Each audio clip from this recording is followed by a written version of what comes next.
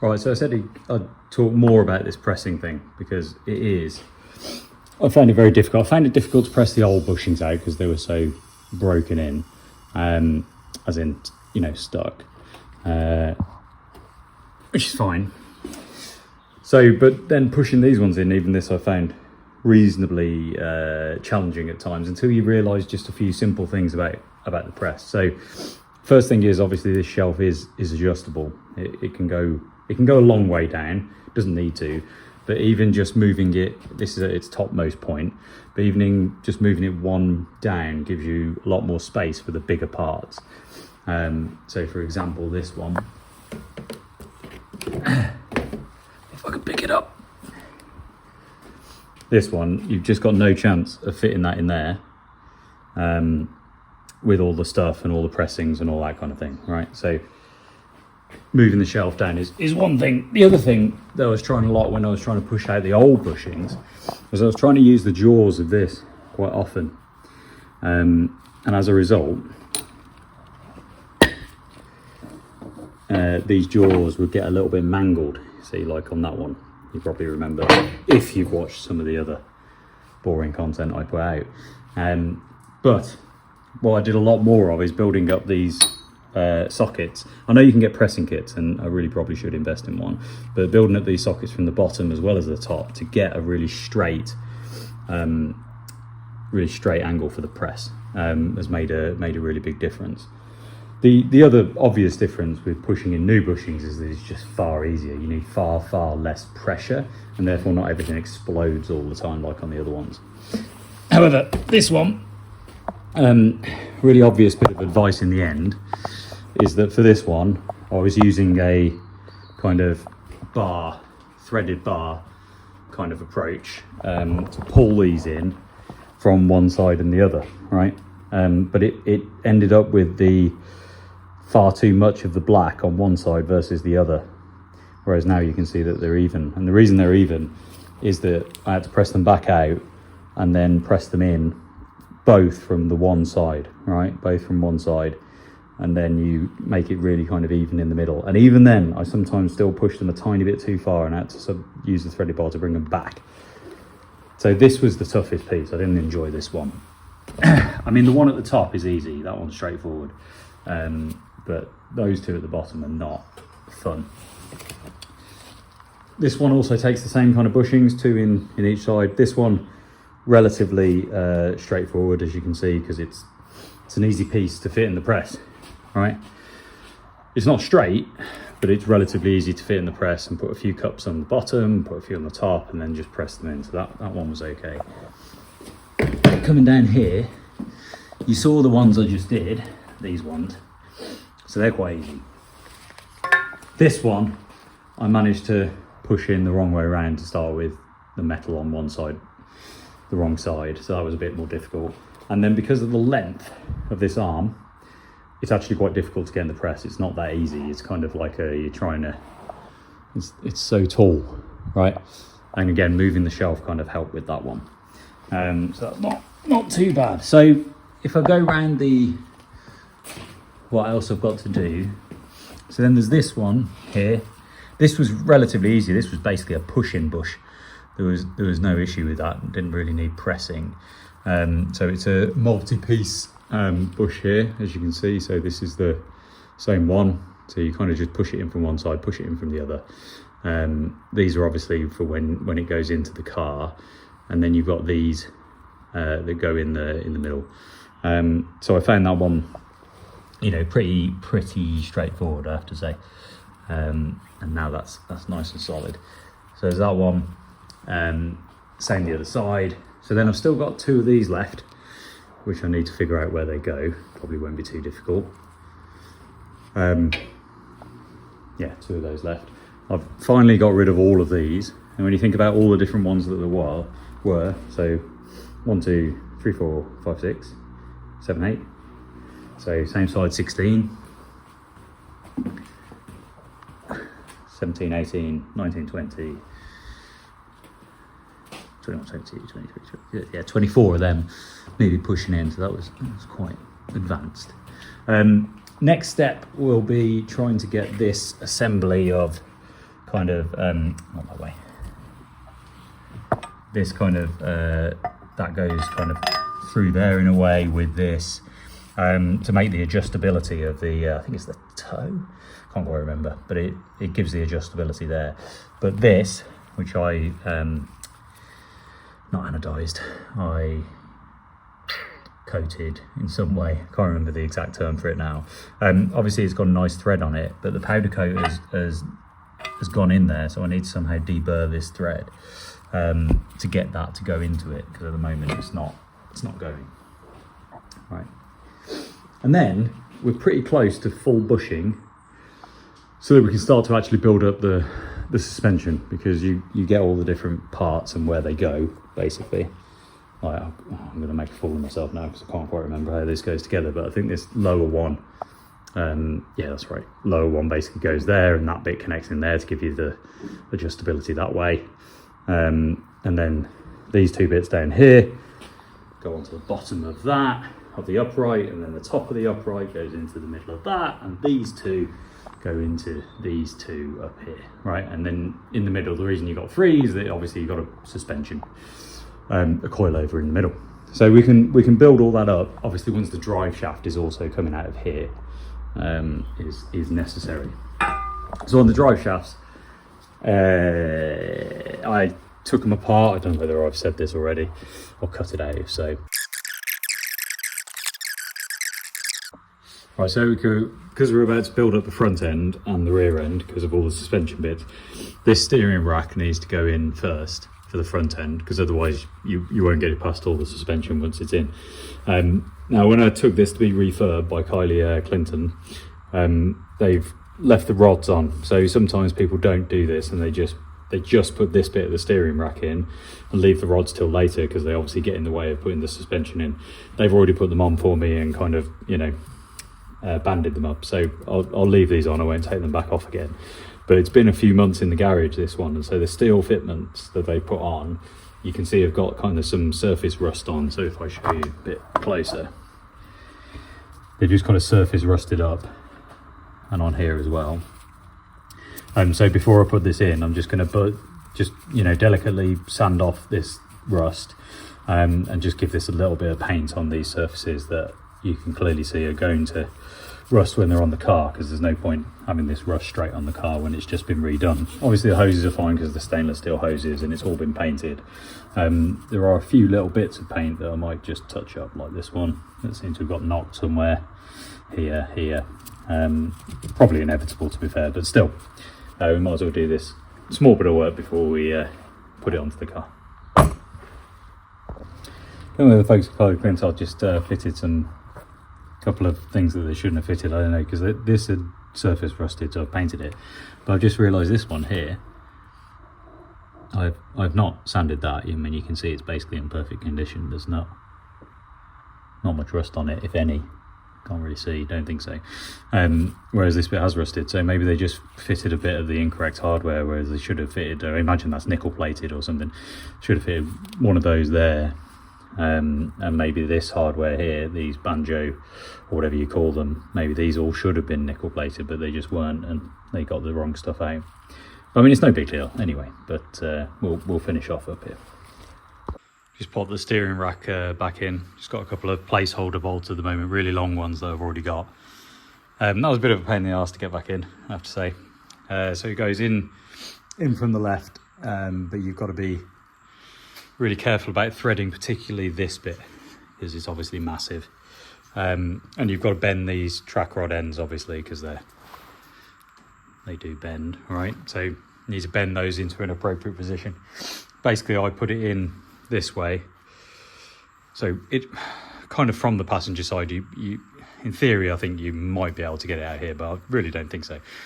I just popped it in this way, so this end first, all the way in as far as I could get it, until this bit fouled kind of that end, and then it was a case of so that got in basically, and then a case of like drifting it that way. I'm pretty sure that's what I did, but there were so many changes in the process I don't really know. But you can get it in with these on, right? So I was about to kind of take this off and try and see whether I could dismantle this, but they gave it me like this after reconditioning, so I didn't want to really do that.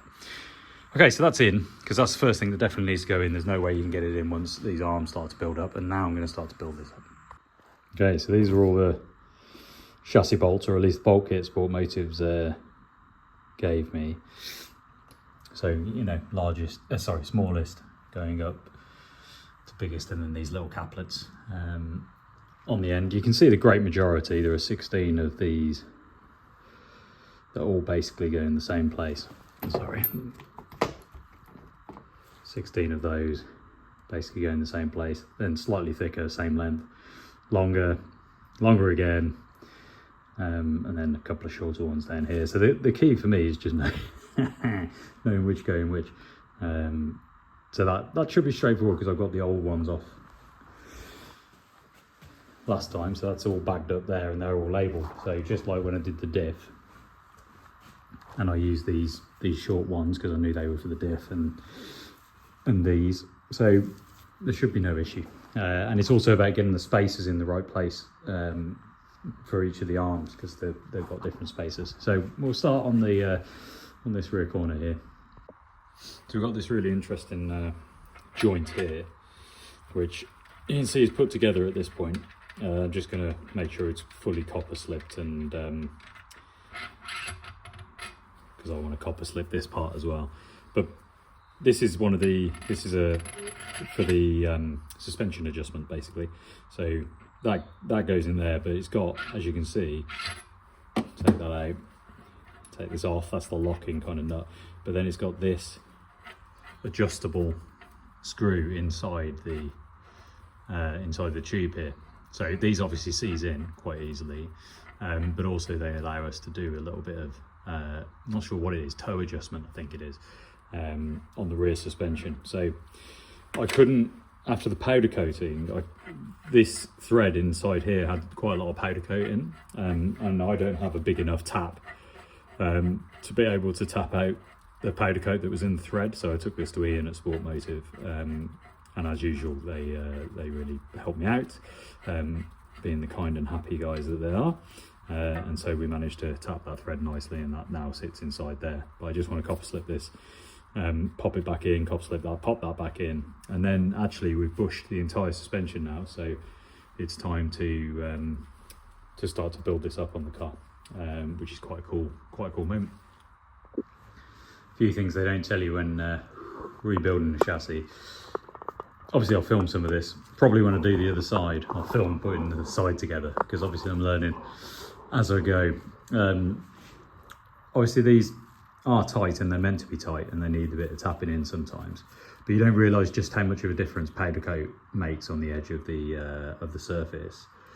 And obviously I've got a little chip there which I'll repair, but even the particular thing that you need to pay attention with the powder coat before you try and put it together is the inside of the bolt holes, because these bolts go through basically exactly, and if there's powder coat on the inside of that, it just won't go through. It might go past the threads, but then it won't when it hits the shank, because obviously the shank is fatter. Might sound obvious, but until you attempt it and attempt to put these things together, it doesn't go through. So you can see I've got this bolt half in because I wanted to have the shock in, and make sure that was perfect, and that's nice, that fits really well. And then you need to space these appropriately. So I've got one spacer here, and then I've got kind of 1 and a bit spacers on this one. Like I've ground this spacer in the middle down, just on the grinder, just to make it thin enough so that it slips in, because it's not meant to push the metal out, but it shouldn't be loose either, right, around the metal of the bush. So you need to try and get that the same.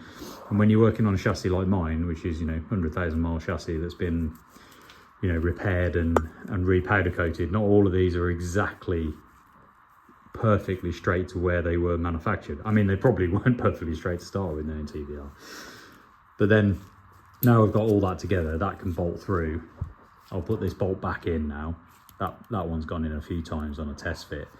And then I'll put this in with a little bit of copper slip just on the shaft to make sure that all lines up nicely. And then we can move on to the lower arm, so that we can bring that shocker up and have it properly supported. And then I'll rinse and repeat on the other side, and hopefully you can see me build that in one go. But just a couple of minor but obviously important things. Progress so far. So got this arm on yesterday, and the shocker. So that goes through this bit here and straight through, so the 3 lugs from the chassis all the way through. This one needed an extra bit of spacer just there, you can see in between there, to make sure it wasn't, you know, rattly, I suppose. Bolt, from what I can see, goes in this way because if you ever want to take this arm off, that's far enough for that to retract and come out, whereas the body is obviously over that side. And then this, the kind of same thing, bolt coming out that way, because the body will be coming down here, give or take. So that makes sense.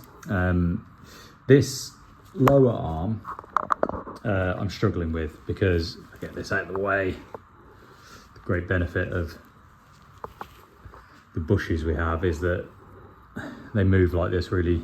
It's completely frictionless because, as I said before, the insert is in there, and that's what moves inside the bush. So that's quite a cool thing. Anyway, struggling with this bottom one because of this rear one. So I can get this one in, hard to see, but it bolts through the chassis there into there, and that's this adjustable toe. But then that one just doesn't quite want to fit in here. It's just about a mil out, and a mil is enough that you can't squeeze it in. I don't mind pushing and massaging these in, especially because the powder coat's on there, so you end up kind of shaving off the powder coat on the inside to get it in, which sometimes means there's going to have to be a little bit of spot repair going on. So for instance, over here you can see I've nicked a bit of powder coat off there, so that I could do a little spot repair of paint, which I'll get to before we put the body on. But the same thing, got that through here, got that through here, but this one again is a bit too tight.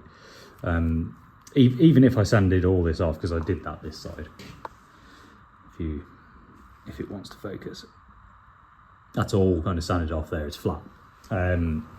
So even if I did that this side, this one won't fit. That one potentially is a tiny bit tighter, if anything. But again, this one at the back here is fine. I'd be able to get that one in, but there's no point having the arm there if I can't get this one in, so we need to do something about that. So I'll speak to Ian about that, why that is the case, why is that not quite fitting. But it's not the complete rear done, but I need this arm in place to put that one on, because this one just goes there, and then that triangular piece hooks up to that and that and that, and then the shocker hooks up to that. So to complete the back, it's a really key kind of thing for that to fit so that I can finish the rear. Obviously then the drive shaft will go in, and then we've got the kind of the hubs which are there, new hubs, which will go on. So I'll probably move on to the front now. I haven't shown you much of the kind of actual fitting of these, because it's not easy to film, because basically you're constantly moving around trying to squeeze them in, shave a bit off, squeeze them in, test fit the bolt, take the bolt out, all that kind of stuff. So it's not really that great. This one, interestingly, didn't need a spacer, so it just shows you there are some tolerances that are slightly different and out. So right, so we'll move on to the front. Quite a straightforward one, this one. The other one, I've already put it in the other side, and I've already got rid of the powder coat inside the lugs. So all we need to do is bolt it in. One sec.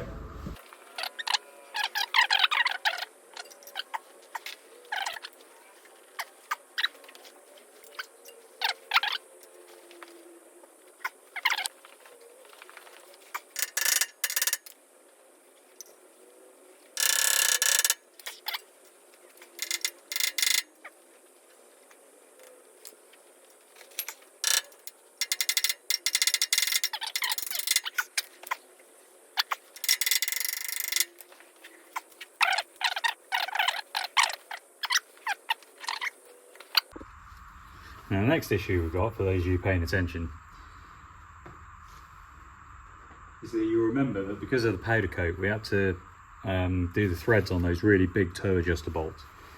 And the same goes for these here. So obviously they've been hung there to powder coat, so we need to do something about that. but also the threads are completely powder coated. So normally they put bungs in, I'm not sure what happened, but either way, I need to get this powder coat out because these screws are not going in. They won't bite the thread, or they won't bite it properly anyway. So we need to chase those out. Now hopefully, these are M8s, so at least I know that much. And I'm pretty sure I've got a tap and die set. M8 times 1.25. Ooh. I didn't think about the thread count, which obviously is really important to a thing. So obviously it's one thread every 1mm or one thread every 1.25mm. Don't know whether that's going to come up on the camera very well. Oh, not too bad. So you can see that one's much narrower than the other. And if we compare our thread, it seems to exactly match. You probably can't see that, but it seems to exactly match this one, the wider one, not the narrower one. So we'll put the narrower one away. Okay, let's see anyway. Okay, we've got a little, what feels like a little bite.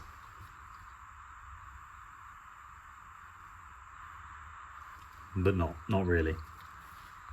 I can see I'm starting to make a hole in the powder coat, which is fine. The reason they won't thread is that there's nothing for the screw to thread against. It's just fat powder coat, so you need to really clear, particularly this top bit of powder coat. I noticed on the other one there's a lot of powder coat on the top to gnaw through before you got to the old threads. So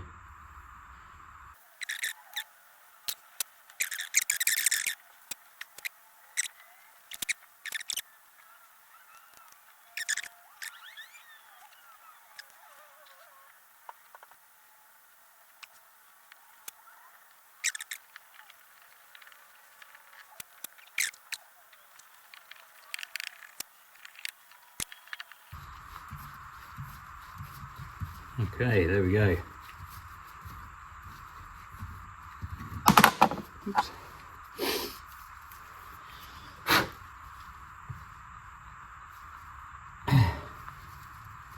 So we are all the way through.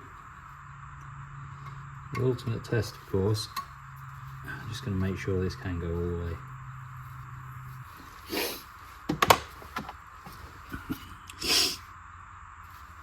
Now, mate, going in. Sweet. Oh, stopped. I mean, it has gone through.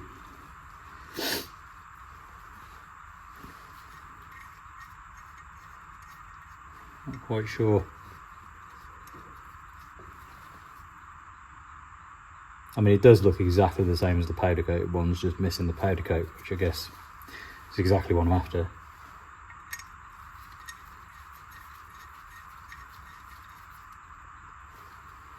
Let's find out whether that will still turn.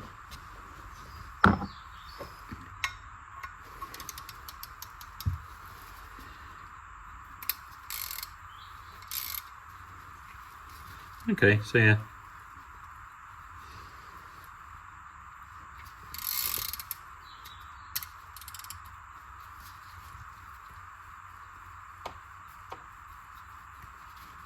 Okay, yeah. Very happy with that. So, only 7 holes to go.